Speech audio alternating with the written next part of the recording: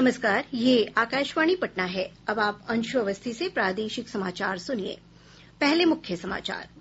बिहार में कोविड-19 महामारी से मृतकों की संख्या बढ़कर 17 हुई। पिछले 24 घंटे में 170 नए मामलों के साथ पॉजिटिव मरीजों की संख्या 3276 पहुंची।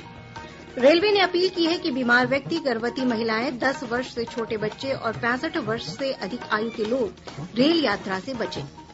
राज्य सरकार ने हड़ताली शिक्षकों के खिलाफ दायर मुकदमों को वापस लेने का आदेश जारी किया। और लॉकडाउन के उल्लंघन के मामले में प्रदेश में 2400 से अधिक लोगों को किया गया गिरफ्तार। जुर्माने के रूप में लगभग 20 करोड़ रुपए की राशि वसूल की गई। अब समाचार विस्तार से।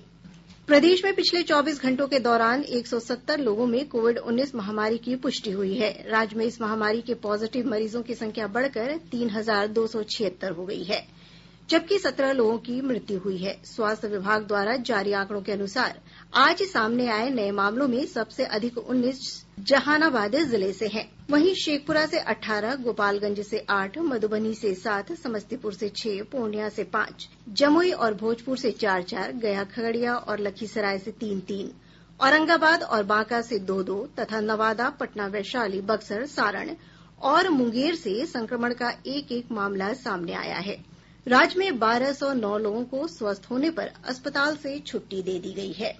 स्वास्थ्य और परिवार कल्याण मंत्रालय के अनुसार देश में अब तक कोरोना वायरस से संक्रमित 71,106 लोग उपचार के बाद ठीक हुए हैं। स्वस्थ होने वालों की दर बढ़कर 42.88% हो गई है। पिछले 24 घंटों के दौरान 3,414 लोग संक्रमण से मुक्त हुए, जबकि 7,466 लोगों में संक्रमण की पुष्टि हुई है। देश में कुल संक्रमित लोगों की संख्या 1,65,799 हो गई है। स्वास्थ्य मंत्रालय ने बताया कि इस महामारी से अब तक 4,706 लोग जान गंवा चुके हैं। पिछले 24 घंटे में ही 175 लोगों की मौत हुई। वंदे भारत मिशन के तहत कुवैत से 149 प्रवासी बिहारी आज गया एयरपोर्ट पर उतरे। सभी को बोधगया के एक होटल में क्वारंटीन के लिए भेज दिया गया है। लुधियाना से प्रवासी कामगारों को लेकर श्रमिक स्पेशल ट्रेन आज नवादा पहुंची। स्टेशन पर उतरने के बाद 200 कामगारों को क्वारंटीन में भेज दिया गया है। रोहतास जिले में कोविड-19 से संक्रमित 115 लोग स्वस्थ होकर अपने घर लौट चुके हैं। पटना के बाद रोहतास जिले में ही संक्रमण से सबसे अधिक मामले दर्ज किए गए हैं। जिले में अब तक संक्रमण के 201 मामले दर्ज किए गए हैं। दरभंगा जिले में 22 लोग कोविड-19 महामारी से स्वस्थ होकर अपने घर लौट गए हैं। इधर बक्सर जिले में 1800 से अधिक प्रवासी कामगारों को 14 दिन का क्वारंटीन पूरा करने पर उन्हें घर भेज दिया गया। बिहार में दूसरे राज्यों से लौट रहे लोगों के आने का सिलसिला अंतिम चरण में है। सूचना और जनसंपर्क विभाग के सचिव अनुपम कुमार ने बताया कि लौटने वाले प्रवासियों की कम हो रही संख्या को देखते हुए आज चलने वाली 9 स्पेशल रेलगाड़ियों को रद्द कर दिया गया। आज 46 श्रमिक स्पेशल ट्रेन से 42,900 लोग राज्य के विभिन्न हिस्सों में पहुंच रहे हैं। इसमें सबसे अधिक 12 ट्रेन महाराष्ट्र से आ रही है। पूर्व मध्य रेलवे से प्राप्त जानकारी के अनुसार राज्य में अब तक 1321 विशेष श्रमिक और यात्री रेलगाड़ियों का आगमन हुआ है। वहीं 31 मई तक 160 और गाड़ियां पहुंचेंगी। रेलवे ने कहा है कि 1 मई से अब तक 19 लाख से अधिक यात्रियों का बिहार में आगमन हुआ है। इस महीने के अंत तक इन विशेष ट्रेन के माध्यम से लगभग 21,69,000 प्रवासी और यात्रियों के राज्य में पहुंचने की संभावना है। रेल मंत्रालय ने अपील की है कि रोगग्रस्त व्यक्ति, गर्भवती महिलाएं, 10 वर्ष से छोटे बच्चे और 65 वर्ष से अधिक आयु के लोग जरूरी होने पर ही रेल यात्रा करें। ये अपील यात्रा के दौरान हुई कुछ मौतों को देखते हुए की गई है। मंत्रालय ने कहा है कि प्रवासियों को अपने घर भेजने के लिए भारतीय रेलवे पूरे देश में रोजाना श्रमिक रेलगाड़ियां चला रहा है। ये देखा गया है कि इस सेवा का लाभ उठा रहे वे लोग जो पहले से ही किसी बीमारी से ग्रस्त हैं, उनमें कोविड-19 महामारी का जोखिम बढ़ जाता है। रेलवे ने कहा है कि यात्रियों की सुरक्षा बेहद महत्वपूर्ण है और प्रत्येक नागरिक से इस संबंध में सहयोग की अपेक्षा की जाती है। मंत्रालय ने कहा है कि किसी भी आपातकाल में यात्री रेलवे की हेल्पलाइन 139 और 138 पर फोन कर सकते हैं। रेलवे बोर्ड के चेयरमैन विनोद कुमार यादव ने प्रवासी कामगारों से धैर्य बनाये रखने की अपील की है। श्री यादव ने संवाददाताओं से कहा कि प्रवासी लोगों को उनके गृह जिलों तक पहुंचाने के लिए संबंधित राज्यों से रजिस्ट्रेशन की प्रक्रिया सुगम बनाने को कहा गया है।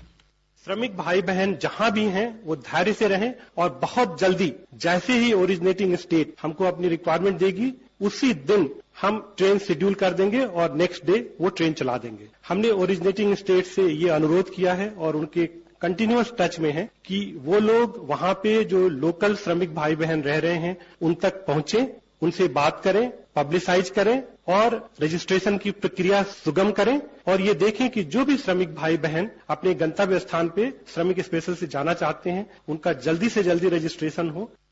मुख्यमंत्री नीतीश कुमार ने 31 मई को समाप्त हो रहे देशव्यापी लॉकडाउन के चौथे चरण के संबंध में अधिकारियों से भावी रणनीति को लेकर उच्च स्तरीय समीक्षा बैठक की।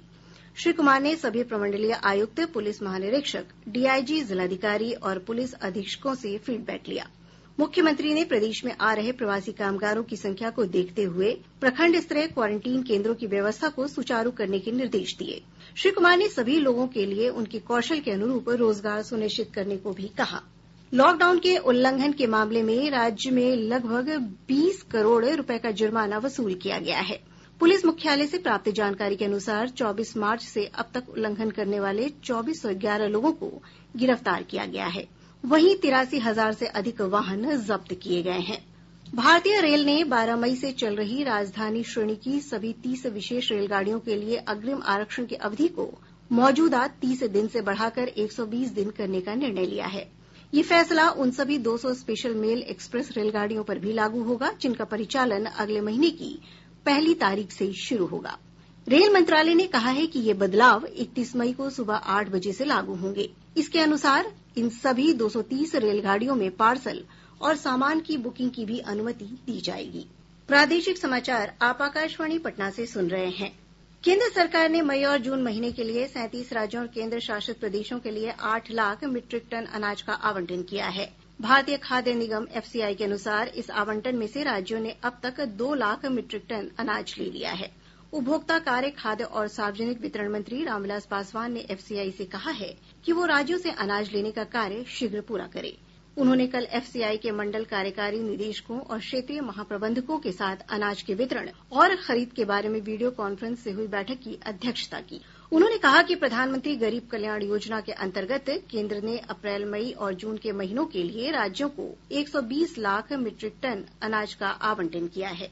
श्री पासवान ने राज्यों से फंसे मजदूरों के लिए आत्मनिर्भर भारत पैकेज के अंतर्गत अनाज के आवंटन के संबंध में नवीनतम स्थिति के बारे में अवगत कराने का अनुरोध किया है।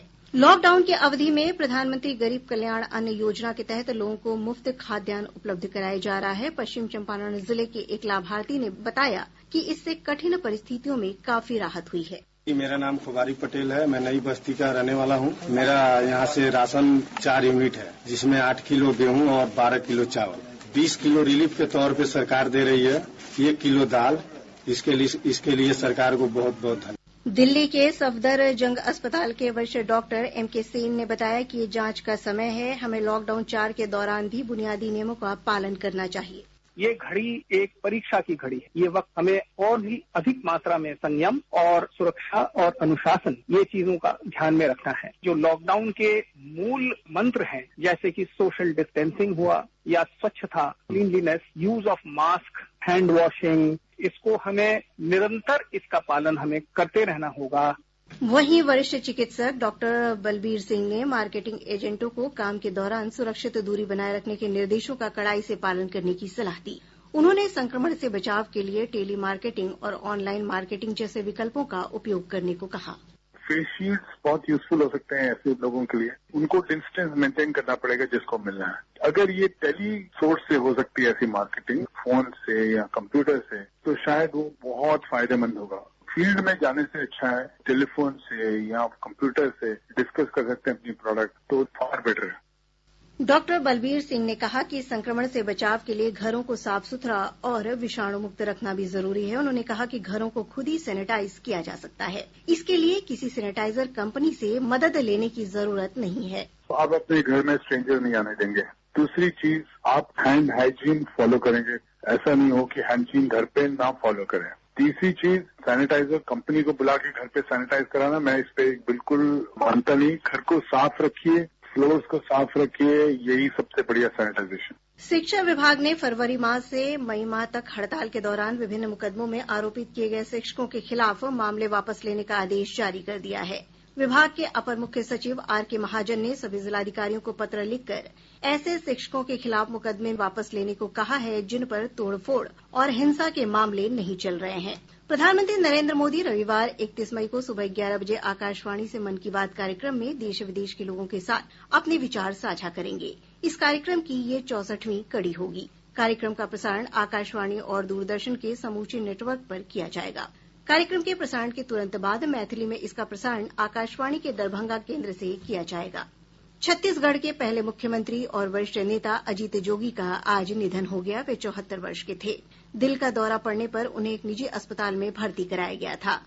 अजीत जोगी वर्ष 2000 से 2003 तक छत्तीसगढ़ के मुख्यमंत्री रहे थे। प्रधानमंत्री नरेंद्र मोदी ने उनके निधन पर गहरा दुख व्यक्त किया है। श्री मोदी ने कहा कि लोक सेवा करते हुए अजीत जोगी ने गरीब लोगों, विशेषकर आदिवासी समुदाय के जीवन में सकारात्मक बदलाव लाए। मुख्यमंत्री नीतीश कुमार ने शोक जताते हुए कहा कि अजीत जोगी एक कुशल राजनेता थे। उनके निधन से देश की राजनीति को अपूरणीय क्षति हुई है। केंद्र सरकार ने कोरोना संक्रमण के दौरान एक भारत श्रेष्ठ भारत कार्यक्रम को नवाचारी तरीकों से आगे बढ़ाने का फैसला किया है। इस कार्यक्रम के सहभागी मंत्रालयों के सचिवों की हाल की बैठक में ये निर्णय लिया गया। बैठक के दौरान मानव संसाधन विकास मंत्रालय के सचिव अमित खरे ने मौजूदा स्थितियों में एक भारत श्रेष्ठ भारत कार्यक्रम के कार्यान्वयन के लिए नवाचारी उपाय अपनाने पर बल दिया। एक रिपोर्ट। एक भारत श्रेष्ठ भारत कार्यक्रम का उद्देश्य लोगों को राज्यों की समृद्ध विरासत, संस्कृति और परंपराओं से परिचित कराना है ताकि वे भारत की विविधता को समझ सकें और उसकी सराहना कर सकें। इस कार्यक्रम के अंतर्गत गतिविधियों को संचालित करने के लिए प्रत्येक प्रतिभागी मंत्रालय और विभाग डिजिटल माध्यमों का रुख करेंगे। इसके व्यापक प्रसार के लिए एक भारत श्रेष्ठ भारत वेबिनार आयोजित की जाएगी। एक भारत श्रेष्ठ भारत डिजिटल संसाधनों के लिए साझा तैयार किया जाएगा जिसका उपयोग प्रत्येक मंत्रालय कर सकेंगे। बैठक के दौरान संशोधित संचार योजना तैयार करने पर भी चर्चा हुई। अनुपम मिश्र, आकाशवाणी समाचार, दिल्ली। राज्य सरकार ने देश के विभिन्न हिस्सों में फसलों को क्षति पहुंचाने वाले टिड्डी दल पर नियंत्रण के लिए अलर्ट रहने के निर्देश दिए हैं। कृषि विभाग को रोकथाम के लिए आवश्यक कदम उठाने को कहा है। प्राप्त जानकारी के अनुसार टिड्डी दल के बिहार पहुंचने का समय हवा के रुख और रफ्तार पर निर्भर है। अभी टिड्डी दल उत्तर प्रदेश के झांसी के आसपास है। कृषि विभाग ने किसी भी आपात स्थिति में किसानों को कॉल सेंटर के टोल फ्री नंबर 1800-1801-0155 पर संपर्क करने की सलाह दी है। इधर केंद्र सरकार ने टिड्डी दल पर काबू पाने के लिए ड्रोन से दवा छिड़काव और सर्वे को मंजूरी दे दी है। और अब अंत में मुख्य समाचार एक बार फिर। बिहार में कोविड-19 महामारी से मृतकों की संख्या बढ़कर 17 हुई। पिछले 24 घंटे में 170 नए मामलों के साथ पॉजिटिव मरीजों की संख्या 3276 पहुंची। रेलवे ने अपील की है कि बीमार व्यक्ति, गर्भवती महिलाएं, 10 वर्ष से छोटे बच्चे और 65 वर्ष से अधिक आयु के लोग रेल यात्रा से बचें। राज्य सरकार ने हड़ताली शिक्षकों के खिलाफ दायर मुकदमों को वापस लेने का आदेश जारी किया। और लॉकडाउन के उल्लंघन के मामले में 2400 से अधिक लोगों को किया गया गिरफ्तार। जुर्माने के रूप में लगभग 20 करोड़ रुपए की राशि वसूल की गई। इसके साथ ही आकाशवाणी पटना से प्रसारित प्रादेशिक समाचार का ये अंक समाप्त हुआ। घर में रहिए, सुरक्षित रहिए और सुनते रहिए आकाशवाणी।